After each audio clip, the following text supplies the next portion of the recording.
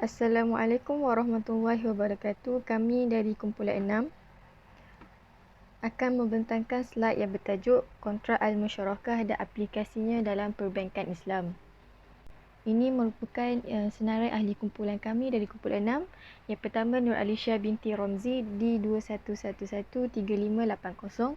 Yang kedua Siti Nur Rabiatul Sakinah binti Junaidi D21113786.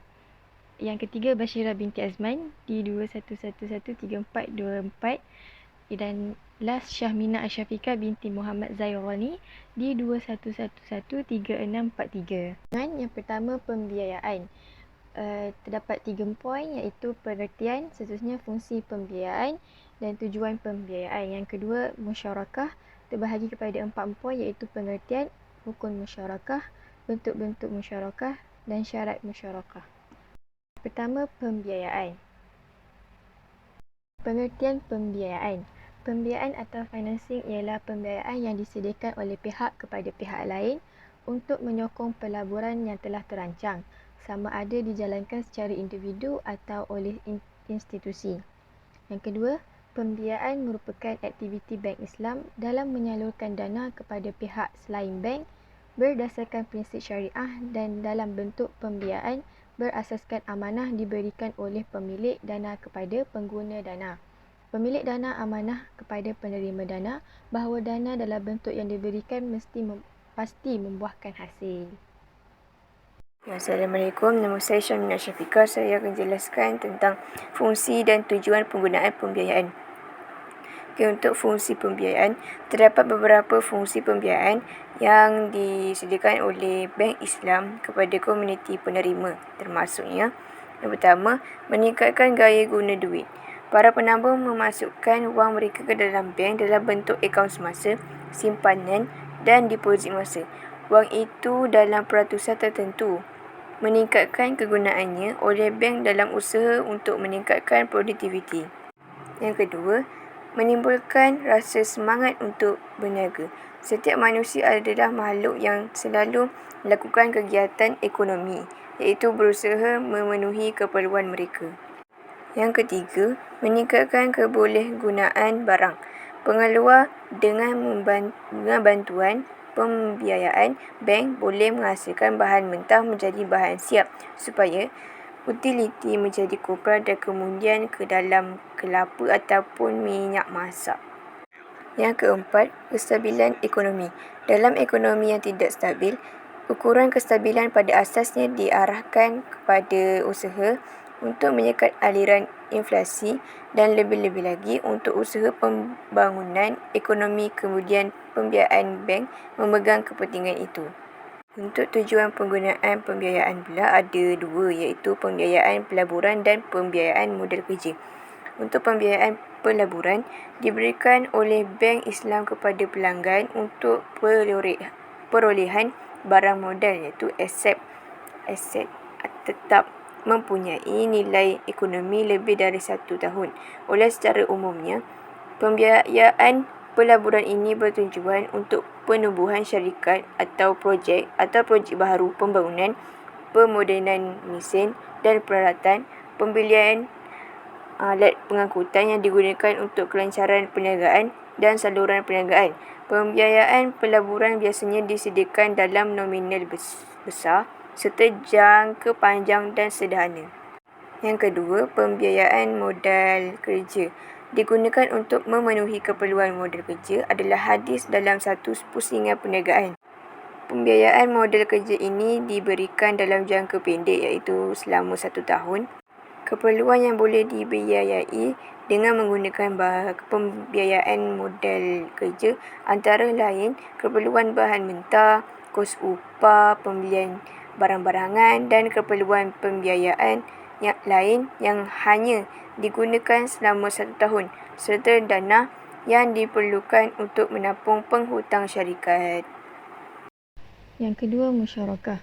Pembiayaan musyarakah. Pembiayaan musyarakah merupakan satu bentuk kerjasama antara bank dan pelanggan untuk perniagaan tertentu di mana setiap pihak adalah ahli dana dengan syarat ia akan dibahagikan mengikut perjanjian, manakala ditanggung mengikut bahagian setiap dana.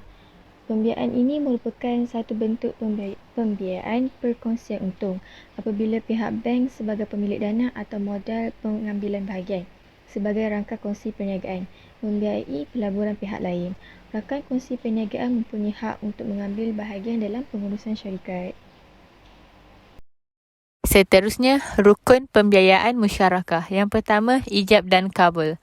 Penawaran dan permintaan harus jelas dalam tujuan modal. Penerimaan dan penawaran dilakukan pada kontrak ijab dan kabul dilakukan.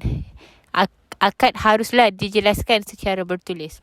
Yang kedua, pihak yang berakad memiliki kecekapan melakukan pengurusan harta, menyediakan dana yang sesuai dengan kontrak dan pekerjaan projek yang diusahakan, memiliki hak untuk ikut mengendali bisnes yang sedang dibiayai atau memberi kuasa kepada pasangan kerja untuk mengendalikannya.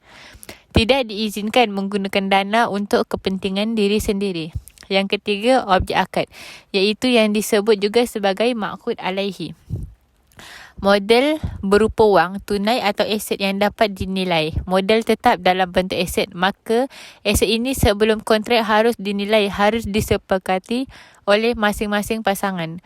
Modal tak boleh dipinjam atau diberikan kepada pihak lain. Adanya agunan ataupun jaminan dari nasabah ataupun pasangan yang berusaha.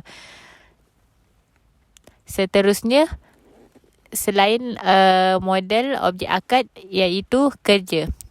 Penyertaan kerja boleh dijalankan bersama-sama dengan bahagian kerja yang tak perlu bersama, ataupun seseorang rakan kongsi memberi kuasa kepada rakan kerja yang lain untuk memproses perniagaan yang lain.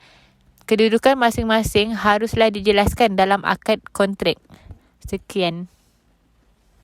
Yang seterusnya ialah syarat pembiayaan musyarakah, iaitu jenis perniagaan yang dijalankan mestilah jelas dan tidak menyalahi syariah. Yang kedua, modal diberikan dalam bentuk tunai atau aset yang dapat segera dikeluarkan dan mempunyai nilai ekonomis. Yang ketiga, kesatuan ini merupakan kerjasama yang boleh diwakili. Maksudnya, satu pihak dengan izin pihak lain boleh mengambil tindakan undang-undang terhadap objek kesatuan sebagai wakil kepada semua parti kesatuan.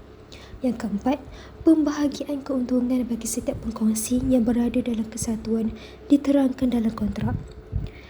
Dan yang kelima, keuntungan diambil daripada hasil lama harta kesatuan, bukan daripada aset lain. Seterusnya ialah bentuk-bentuk musyarakah. Bentuk-bentuk musyarakah ini ada 3, iaitu musyarakah tetap, musyarakah mutanakisha dan musyarakah menurun. Yang pertama, musyarakah tetap, iaitu bentuk akad musyarakah yang paling sederhana adalah musyarakah tetap. Apabila jumlah dan bahagian modal yang dimasukkan oleh setiap pengkongsi ditetapkan dalam tempoh kontrak. Yang kedua, musyarakah mutanakisha, iaitu salah satu bentuk musyarakah yang berkembang akhir-akhir ini adalah musyarakah mutanakish, iaitu penyertaan modal terbatas dari rakan kongsi perniagaan kepada perusahaan lain untuk jangka waktu tertentu, yang dalam dunia moden biasa disebut modal usaha tanpa unsur-unsur yang dilarang syariah seperti riba, masyir dan gharar. Yang ketiga, musyarakah menurun, iaitu satu lagi bentuk akad yang merupakan perkembangan musyarakah ialah musyarakah yang menurun. Dalam kerjasama ini, dua pihak bekerjasama untuk pemilikan bersama sesuatu aset dalam bentuk harta, peralatan, syarikat atau sebagainya. Bahagian aset pihak pertama sebahagian daripada pelabur kemudiannya dibahagikan kepada beberapa unit dan dipersetujui bahawa pihak kedua sebagai pelanggan atau membeli saham tersebut. Aset unit pihak pertama mengikut unit secara berkala supaya ia akan meningkatkan bahagian aset pihak kedua sehingga semua unit milik pihak pertama dibeli dan aset tersebut dimiliki sepenuhnya oleh pihak kedua. Keuntungan yang dijana dalam setiap tempoh dibahagikan mengikut bahagian pemilikan aset setiap pihak pada masa itu. Seterusnya, kesimpulannya dari pembahasan tentang aplikasi akad musyarakah dalam perbankan Islam dapat diambil daripada berikut, iaitu permohonan akad musyarakah pada produk pembiayaan. Musyarakah merupakan kerjasama antara bank dan pelanggan untuk perniagaan tertentu di mana setiap pihak menyediakan sebahagian daripada dana dengan peruntukan akan dibahagikan mengikut perjanjian, manakala kerugian ditanggung mengikut bahagian dana setiap pembiayaan. Musyarakah boleh digunakan untuk projek atau perniagaan yang produktif.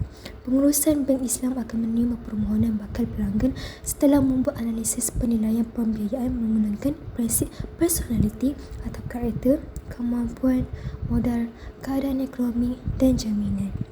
Itu sahaja. Sekian. Terima kasih.